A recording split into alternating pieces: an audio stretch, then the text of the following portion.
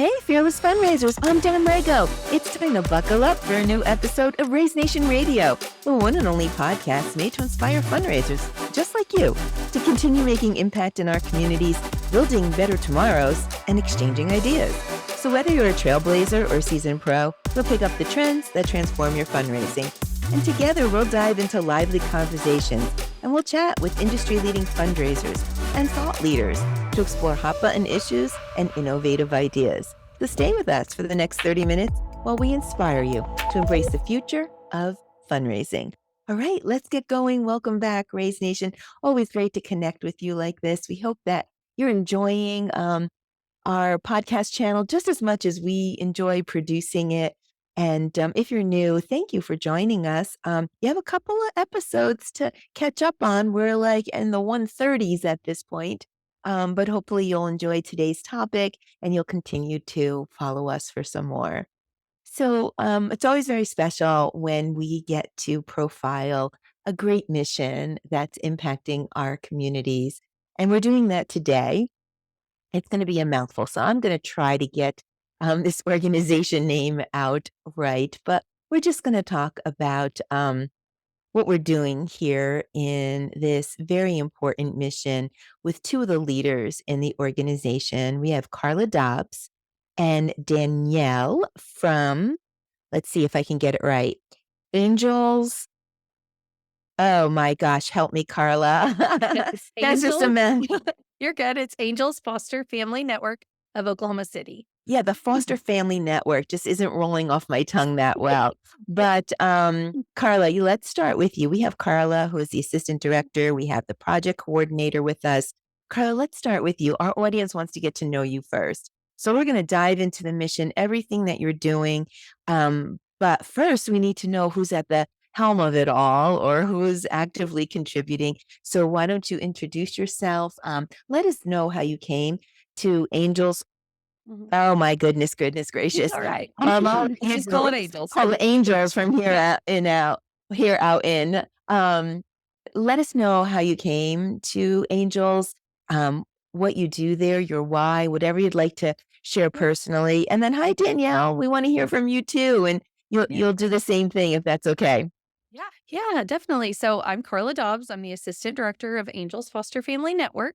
It's a long title. Oklahoma City. Of Oklahoma City. Yeah. There we go. So Yep. we are a local to Oklahoma nonprofit for foster care. So we are central Oklahoma. So Oklahoma County, Cleveland counties, and the contiguous counties in the middle of Oklahoma is where we serve foster families. Our mission is to drive systemic change and champion foster families.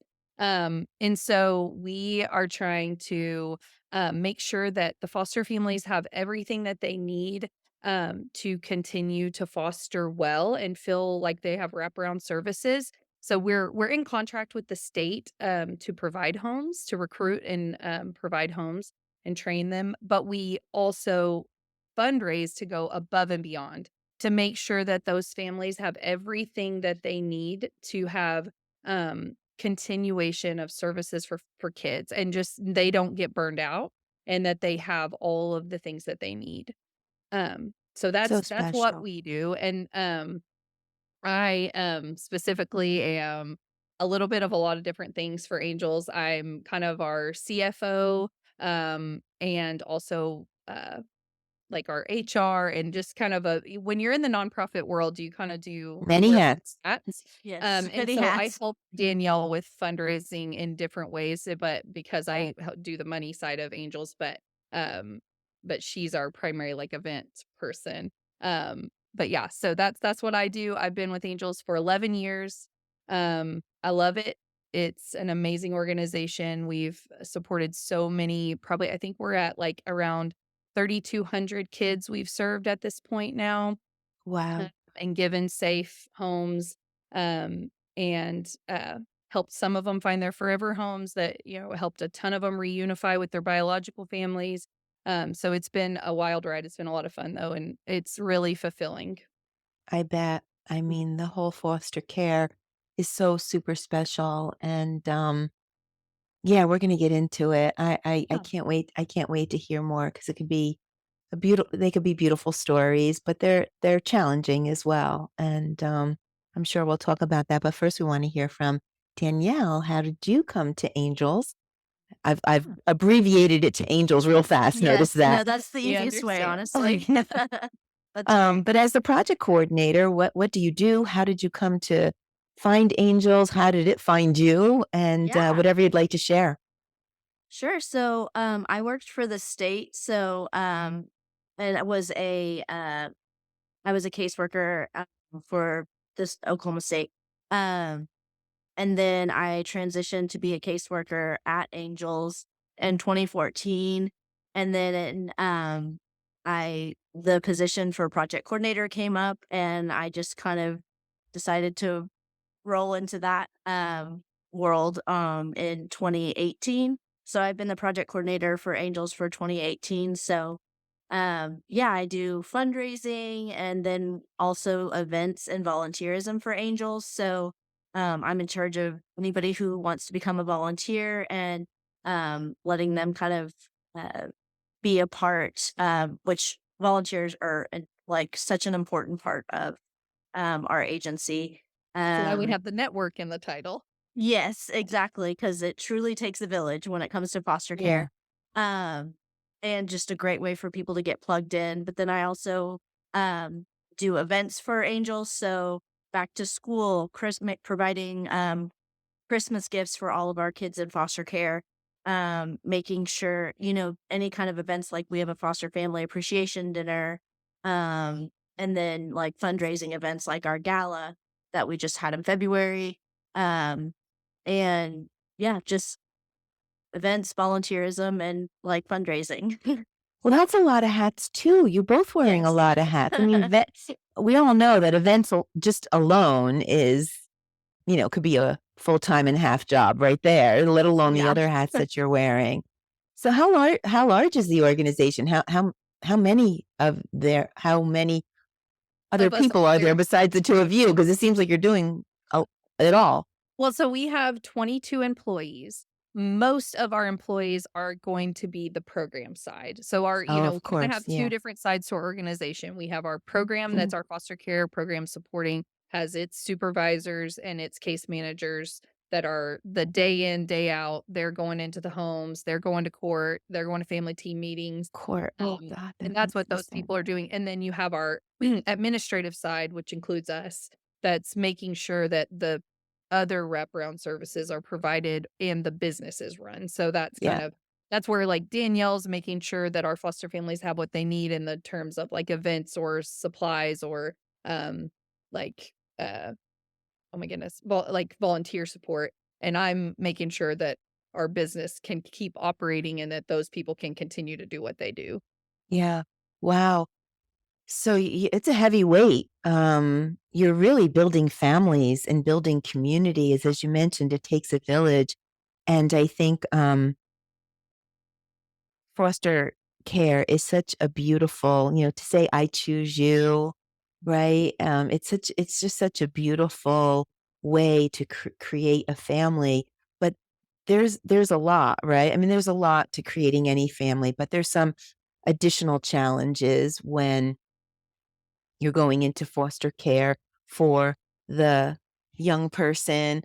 For the young person when they turn 18, that's always a tough milestone. And then for the family itself. Do we want to talk about that just a little bit? And let's just, you know, what makes you different in addressing that journey? And let's talk about that journey a little bit. Whoever wants to take that. Yeah, so I mean, No, sorry, I you don't go know if for it's it. like me or Dave. Okay. We a couple of things that make angels different, make us unique, and what is unique about a nonprofit foster care agency versus state support is we have um only 15 max cases per case manager. So that's 15 families. So that gives them the ability to be available 24/7 and help make sure that those families have everything that they need. Just really know all their stories, focus on what's going on with each case, with each kid. Um, and then we also only do one child or sibling group per home. is part of our model to avoid mixing traumas because all of these kids, even if it's an infant, they have trauma. They either have it from in utero or they have it from whatever neglect or abuse they've endured. So we make sure that the family with only one child or sibling group per home, they're able to focus on that kid or those collective children's trauma together as a family. And we train all of our families in trust-based relational intervention, which is through TCU in Texas. It's called TBRI for short. So all of our families are trauma informed, and they go into it ready to just wrap around those kids and help them process the difficult things they've been through and grow from it. And yeah, that's a gist of it. Danielle, do you have anything to add? Yeah. Well, yeah, and so our caseworkers go to court with the families as well as an advocate for the foster family and for the child. But they're basically there just as an added support of basically what do you need and how can we help? Um, because foster care, being a foster parent can be isolating. So um, just being there for whatever you need, just because um, the state, I mean, I worked for the state myself and they're just overworked and just don't have the manpower to pour into the families as they can, and that's not their fault. It's just part of, you know, Mhm. just kind of the way it is. So we're there to add extra help, and that's why we partner with the state to be able to just like be a help to the family and to the state. But yeah, just an added support for those families. And mainly like, how can we help you? And 'Cause help foster care is to hard, and we wanna give it them is. longevity, because Um, we wanna make sure they're able to continue to support that child until they reunify or they get adopted or whatever that looks like.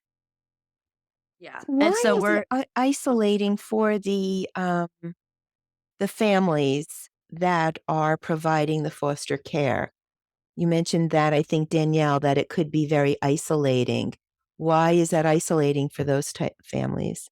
I think just because these kids come from trauma and just not a lot of people aren't in the foster care world, so they don't know what it's like to all of a sudden have a child in their home who's coming from trauma. And so it being a parent and then being a foster parent is looks a little different maybe. So I'm not a parent, but I was foster parent, so it's um gonna be a little a little different in the sense of um like we said, we're help our foster families become trauma informed. And so just learning about trauma and where they're coming from and how to help them, but then also working with the biological family, then going to court and just it just is a little um different. So people who aren't in the world of foster care may not know how to like help a family necessarily, whereas like Angels has the tools of like, hey, we're very trauma informed. We're very like, you know, we know what this is like. So let us help you. There's a lot So going on. There's a lot going on as you're describing it. Um, and there's a lot going on with somebody that's young and impressionable and delicate, and they've been through a lot. And I can't imagine as being a foster parent, you want to love and nurture, but yet you have to respect the biological family and you have to know that there might be separation. And how do you get yourself through that? How do you support the biological family? That aside, most and foremost important, that child and making sure that they're getting on a better. I can't just imagine all of these moving parts there's a trying to lot of come moving parts. together. Yeah. So I think that's what you're referencing. And then a young child can be in multiple homes in Mhm. addition to their biological home. Mhm. There's in most cases trauma involved, and Yes. then there's the fact when they turn 18, just take us through that monumental. It's not just a matter of food and clothing and a roof over your head. There is a lot going on here. Yeah, Yeah. absolutely. And And I think we the average oh, go ahead. Well, I Oh, was you gonna say got it. the average child goes through, I forget what the statistic is. How many homes is a child? And do you remember, Carla? It's like I thought it was 3 or 4, but maybe I'm wrong. I thought it was higher than Off that, the top but of my I head. thought it was 7, but I don't know. Maybe I'm making up that. It is higher Significant. than, it is Yes, significant it's number. more than one. I mean, Yes, it's more and than we one. know from Yes. research that every move is another trauma to the Trauma in child, itself. a trauma in And Yeah, itself. so, And so that's why we wanna provide longevity with our families. Our families have, on average, are keeping kids, um, they're until they find permanency. So, we're almost 100% at them I think it's like we're at like 98% retention of our families keeping the child in their home until either A, they reunify or they go to a kinship family, which is a relative or non-relative that they knew prior to being in foster care, or they get adopted. So our families are remaining consistent and they're providing longevity and consistency for children, which is huge. yeah. Well, so there's a lot of need there, right? So I would imagine there's also fundraising that's going to happen because of all of the needs. So we do have a little bit of a surprise for you today and for our audience. We're joined today by Nate Cox, who's a customer success manager here at OneCause, and not just any customer success manager, but your customer success manager. So I want to welcome to the show because we're just going to talk about how we all work together to make this happen. Because it sounds like I mean, raising children is super expensive no matter where you are. yes. But when you're trying to build a family and build them up from trauma and work within multiple families and do all the things that you're trying to do at Angels, it does take a village, but it does take fundraising. So, to help you do that, hopefully Nate is going to shed some light on that. Nate, welcome to Raise Nation Radio. And I know you wanted to join today because you're just so proud of Angels and what they're doing. But do you want to introduce yourself to the audience and let everybody know what you do here, why you're so proud of Angels, and what brought you to One Cause? Hi, friends. I would love to. Thanks, Don. Nate here. I am no stranger to Raise Nation Radio. I've been on just a few times and appreciate the opportunity to be on with these amazing women at Angels. And I am their customer success manager. I came into this role a couple of years ago. Was in sales at One Cause prior, but I get to partner with our nonprofit people to help raise and maximize their subscription here with OneCause, help facilitate all types of fundraising, which I think that Angels Foster Family and I have kind of come into recently.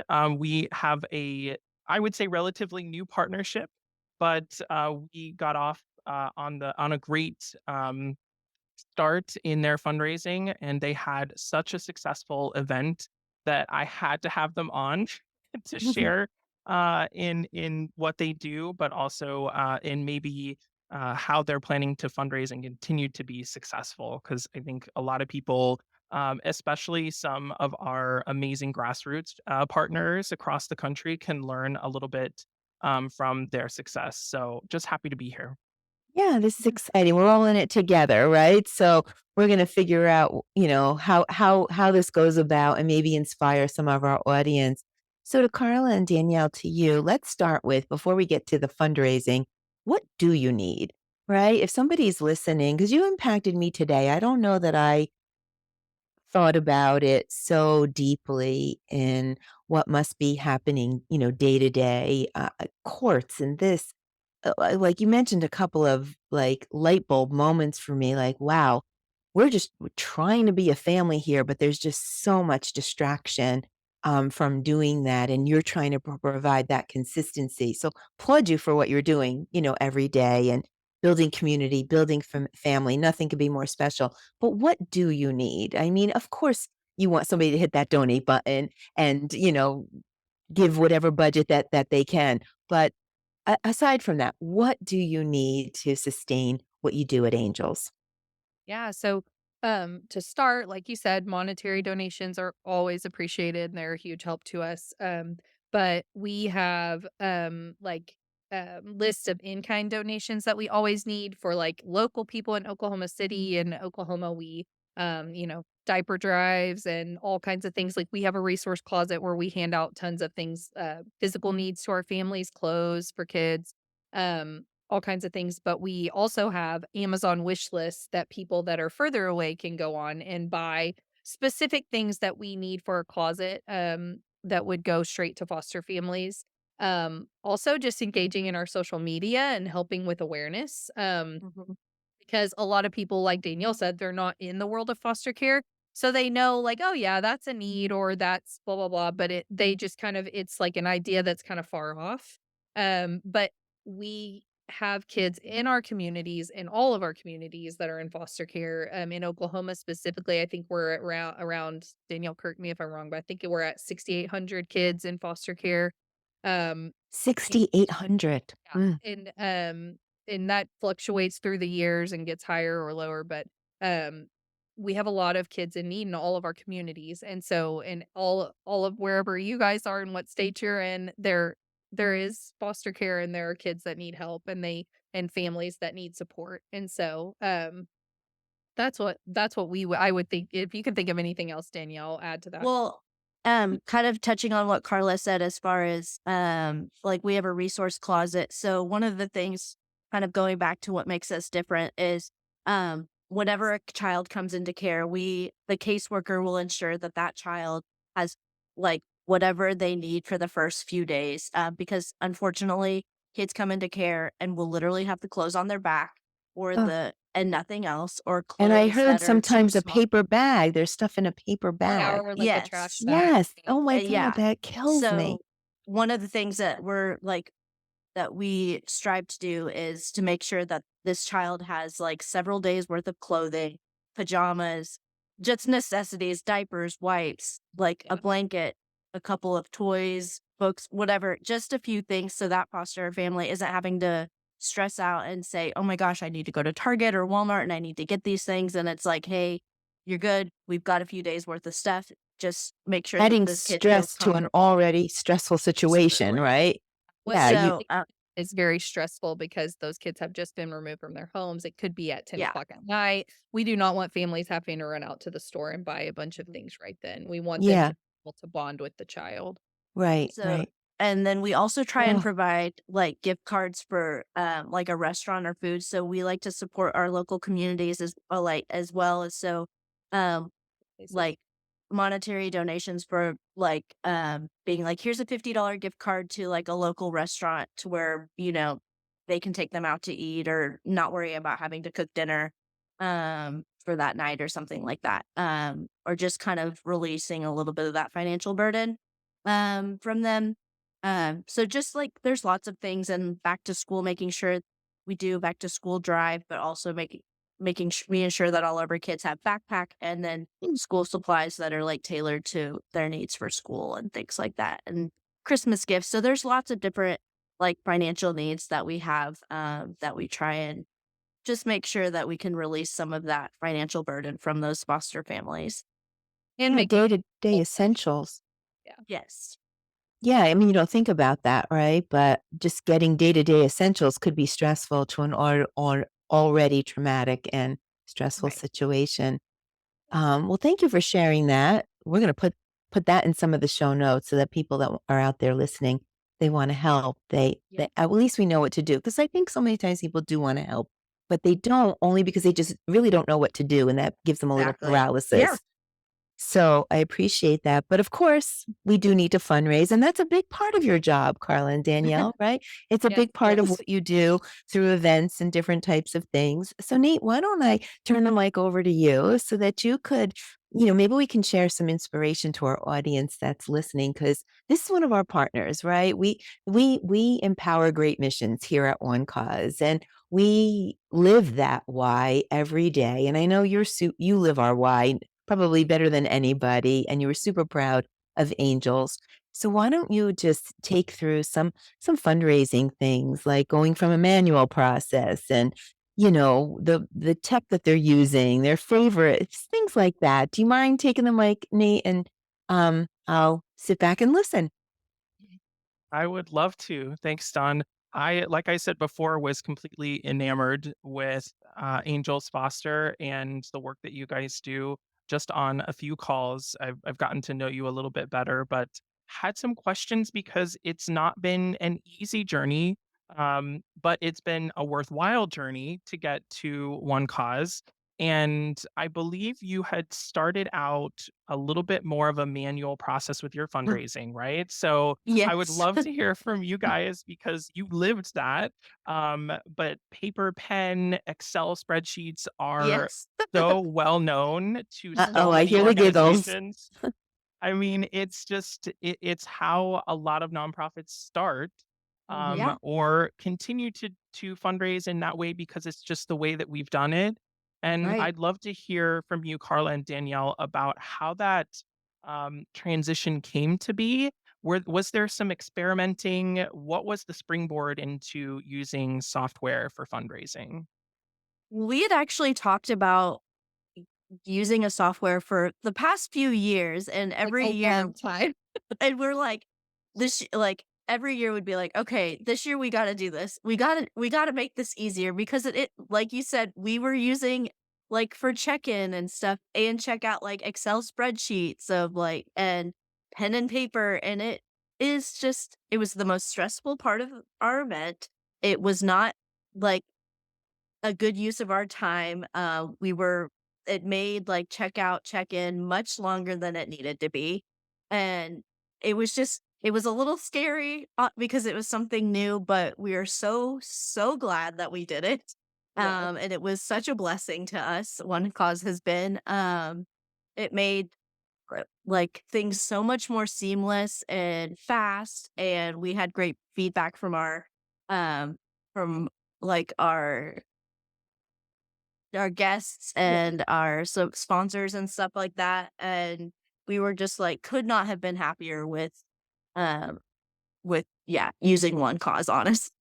And I'm kind of like kicking myself that we did not do it soon. Oh yeah, we're definitely kicking ourselves in that regard. And another thing is we are just a local nonprofit. We're kind of and we're smaller. We're a smaller agency. So the commitment, financial commitment was also something we were always stressing about of like, would it if it didn't pan out, we've spent all the, not all this money, but a fair amount when you're a small agency with a smaller budget.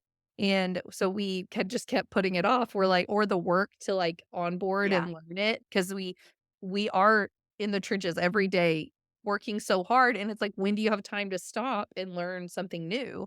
And so that was a really those there were a few different reasons, but we were definitely kicking ourselves after we finally did it, was we were like, we could have had it so much easier earlier. I know. Mm, mm, mm. The payoff was more than worth like you know The work that we had to put in to get. yeah, absolutely. So yeah, absolutely. I'm That's so sweet glad of to you to hear. say. Yeah, Yeah, and sweet of you to say.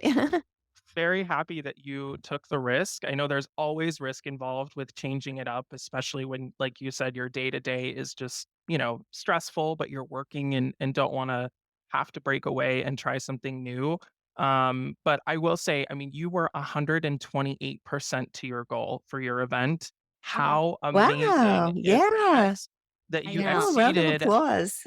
Thank you. you exceeded all expectations. I think the organization is lucky to have such a fantastic group of women working on this. Um, More power to you. I think moving forward, we're going to keep building on that success. But I'd love to know, Carla, just from you, what was your favorite piece of the software? Was there a piece of innovation that really caught you by surprise, or maybe made things extremely easy for you where you were like, we literally can't live without this now? So my favorite thing as the person, there are different responsibilities that Danielle and I kind of divide up when gala season comes around, and one of mine has always been the seating chart. And I love how you do the tables in One Cause, and I love how easy it is to switch people at the last second. So Yes. we always that was something that was hard manually, very difficult, was when people weren't consistent or they'd send someone in their place or they would walk up or call us the day before and want to change something. And we're like, oh my goodness, we've already printed everything. We've already done everything. We were ready for this event. And then we have to go back in and like redo a whole bunch of stuff. So I loved like being able to organize the tables, move around the sponsorships and the individual ticket salespeople into where they needed to go, and how easy it was to make last minute adjustments when someone like sent someone in their place. Mm. Uh, so that was my favorite part. I love That's that. And It's funny. We have to play this little snippet for our product team, right? Because it's such a when you look at an event and you look at all the moving parts of an event and what goes into it, you would People think the don't tables, realize. yeah, you would think table seating, is not like that big Not of a the- it's a- deal. But you know what? We did it because we listened and we heard you and we wanted to make it easy. But to hear you actually explain how much impact that had on you is just, Game changer. yeah, aw, so Yeah, and sweet. just the guests switching, because a lot of people will be like, "Oh, I have the flu. I'm sending so and so in my stead," and like that was really hard on us previously because we'd have somebody walk up and we wouldn't have everything in front of us. So it was awesome. Those two things I Yeah. loved. Literally the click of a button. We're like, oh, that's fine. Oh yeah, we'll switch them Done. out right now. But no big deal. Yeah, that's amazing. instead of being like, "Oh, we gotta switch Yeah, somebody out," it's like, "Oh, yeah, gotcha, no problem." absolutely fine.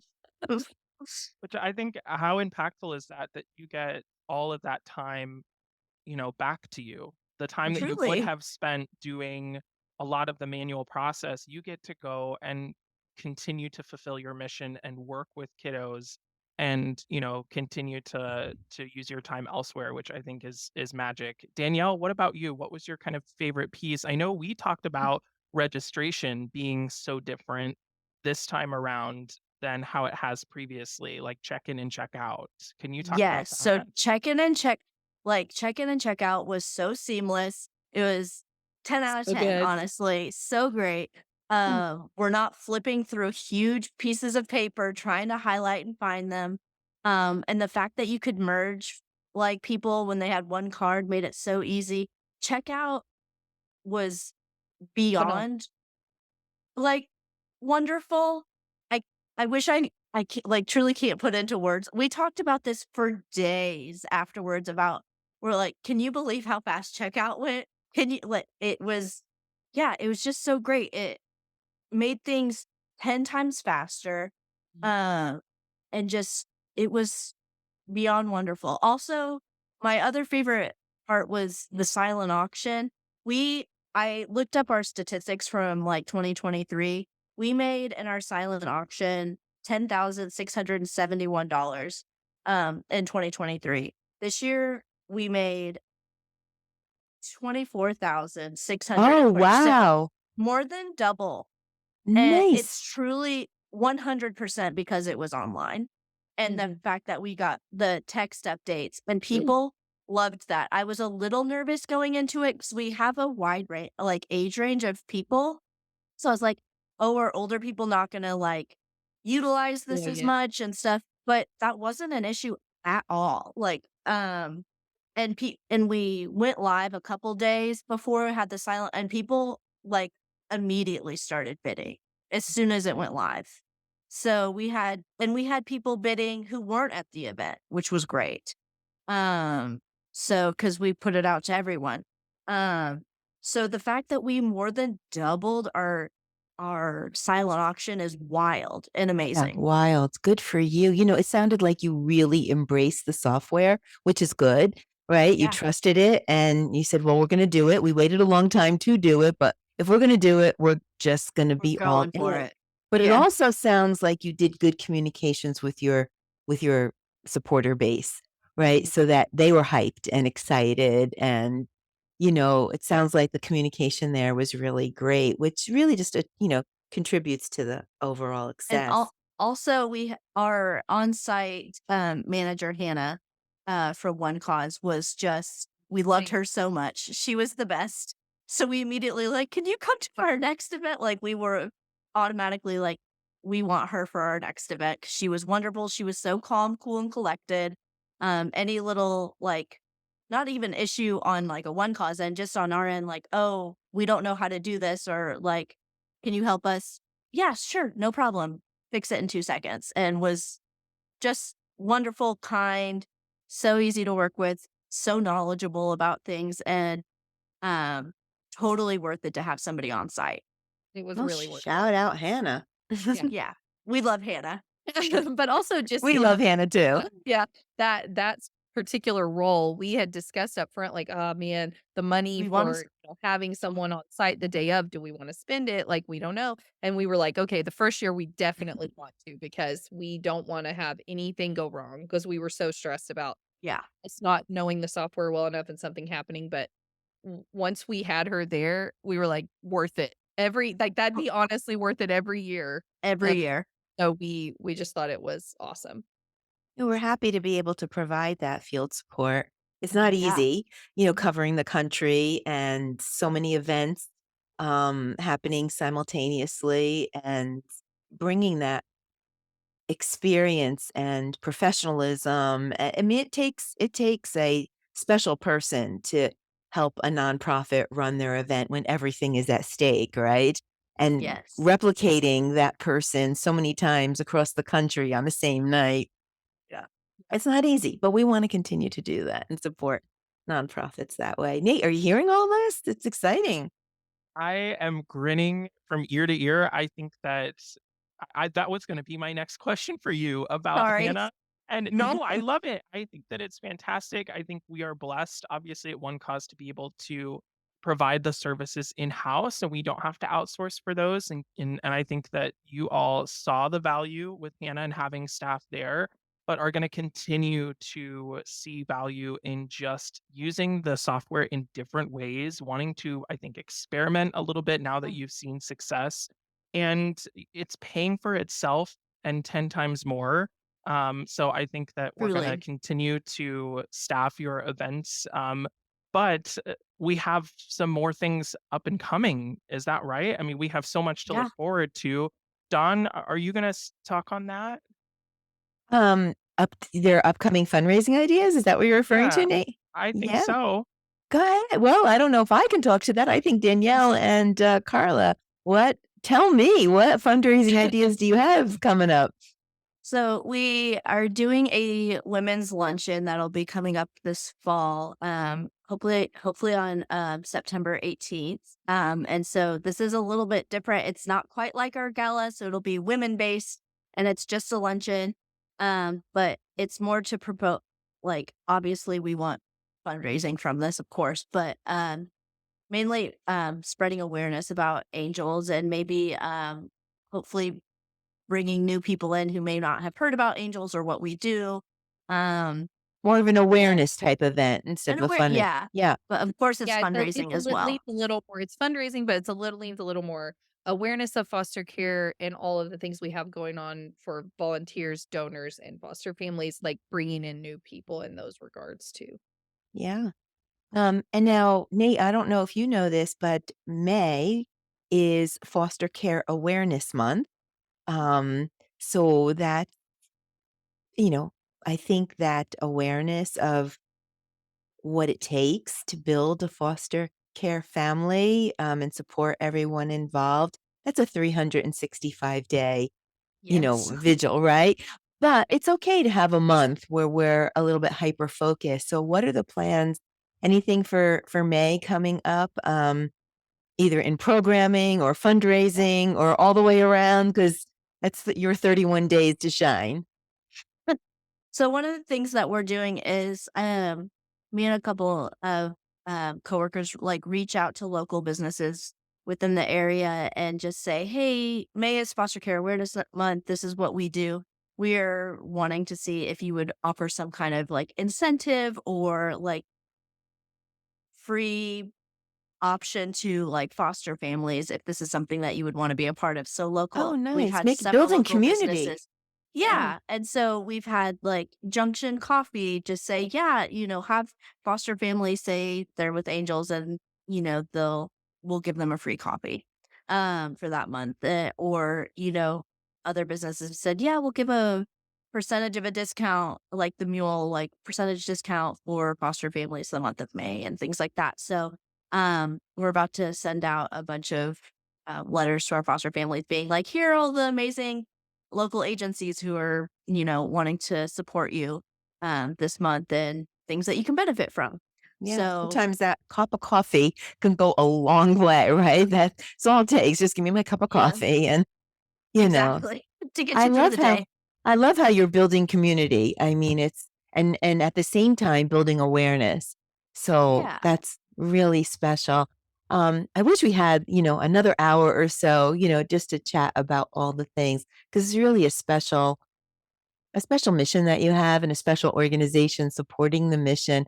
But I want to get to a couple of questions um, that we can wrap up with. How do people get involved? They're listening, they're just hearing the passion, the work that both of you do, how many hats you wear to deliver really great program. What did you say, 63 or 6,800 families? I mean, it's just a lot to think about and a lot going on with each family. So if somebody wants to get involved, how do they get involved? And then let's wrap up with what's next for Angels Foster Family of Oklahoma City. I got the whole thing out that time. Great. Great job. Yeah. So if they're local to Oklahoma, we have volunteer programs at our Edmond office and our Norman location. So we have all kinds of volunteer opportunities, and they can seek that out through our website. We also obviously always need foster families. It's always a need in our state and in most states. So wherever they are, if foster care is on their heart, seeking it out and trying to help a kid in need. Um, and we also always need donations, and that can be done through our website as well. So um, donors, volunteerism, fostering, that's kind of, I mean, those are our needs. And getting on even in kind needs where they know exactly what they're sending us, like on Amazon, like send us some diapers or something, is phenomenal and helpful. Wow. Nate, I'm going to pass the mic to you just to close this out before we wrap it up. Um, I'm putting you on the spot here, but any message that you have for Angels? I know you were very proud. It was important for you to show up today for them and to just be part of this celebration and conversation. So, any messaging or words that you want to share with Carla and Danielle? I just a lot of thanks that I even get to be a small part of your success. I think that you all have events coming up. We've got some September, the luncheon to look forward to. We've got the gala next year. So I'm just happy and feel kind of humbled to be a part of your journey. And hopefully we can continue to break that ceiling of donations and see more and more success as we continue to partner. So thank you all for being here. Yes. Thank you. Thank you guys. Yeah, I think you have a real cheerleader with Nate, but that's what makes I think OneCause a little special. We really live our why. And as soon as Nate heard that you're going to be on the podcast, he's like, "Can I join? I just want to be." It's like a little family we've created. Um, but you're so special talking to both of you. We're going to have you come back after the luncheon. Let us know how you did, maybe year two. To Nate's point, maybe year one was safe, but year two, you're going to try new things. And we'd love to hear Yeah. about that. But more importantly, we just want to hear about the families and how they're thriving and, achieving some success. I'd love to get into what happens, once they hit 18 and, the longevity that you've been able to provide, maybe some success stories. So promise you'll come back and visit with us again. Definitely. Yeah, absolutely. Yeah, we'd love to have you. But Fearless Fundraisers, that's about all we have time for today. Thank you for listening. We hope you enjoyed today's Raise Nation topic and your daily dose of inspiration. Tune in for a new episode release every Thursday at 12:30 p.m. Eastern Time. That's Thursdays, 12:30 p.m. Eastern Time. And in the meantime, listen to all the episodes on Raise Nation Radio. We stream everywhere, so you can follow your favorite channel, and this way you'll get notifications about all our new guests. I would like to thank our sponsor, OneCause, for making this episode possible. OneCause is driving the future of fundraising with easy-to-use digital fundraising solutions that help nonprofits connect with donors. Check it out at onecause.com, and please be sure to visit the resource tab because we have our Raise Nation Radio podcast as well as a complete catalog of content. It's all free, and hopefully you'll find super helpful. A huge shout out and thanks to my guests, Carla and Danielle from Angels Foster Family Network of Oklahoma City. And I got it right that time. And Nate Cox, our customer success, one of our adored customer success managers here at OneCause. Just thank you for being part of the conversation, for being with us today. I did enjoy our conversation immensely, but I have to ask each of you. We'll go round robin. So Carla, Danielle, and then close it out with Nate. Any last words of inspiration for our audience? So since you do have a lot of people from other nonprofits listening, something I heard at a training one time that really helped me do my job better is something that's always awkward about working for a nonprofit is you're always having to ask for money. And but they said more money equals more mission. And our mission is super important to us, and I'm sure theirs is to them. And so don't ever feel bad that you have to ask for donations. It is important, and it's important work, and we're glad that we get to do it. Yeah, I love that. More money, more missions. Okay, Danielle? Just anybody out there listening, if you're thinking about using OneCause and afraid to take the leap, just know that it is well worth it. And yeah, if you're interested in learning more about foster care or just, visit Angels, fosterokc.org to learn more. Or just if you're not in the Oklahoma City area, just reach out and like Google local foster care agencies and just learn more about it. Doesn't mean that you have to take the plunge, but maybe just look into it, learn more about it, and see how you can support, whether it's volunteerism or monetary, or just see how you can get plugged in. Yeah, and we'll put all of that in the show notes so that the audience that's listening, if you need to connect with Angels Foster Family Network of Oklahoma City, or Danielle or Carla, we'll have all that contact information just a click away right in the show notes on this podcast. But Nate, bring us home with some inspiration. And I just wanted to thank you for doing this with us, and thank Carla and Danielle for being here. Just happy to be a part of the everyday fight, and hopefully we'll continue to raise more for the amazing kids and families that you serve. So thank you all. Yeah, well, I expect a lot from the three of you working together. We'll tune back in later in the end of the year. Well, thank you again so much. And that is a wrap for now. Until next time, I'm Dawn Lego. This is Raise Nation Radio. You stay fearless out there.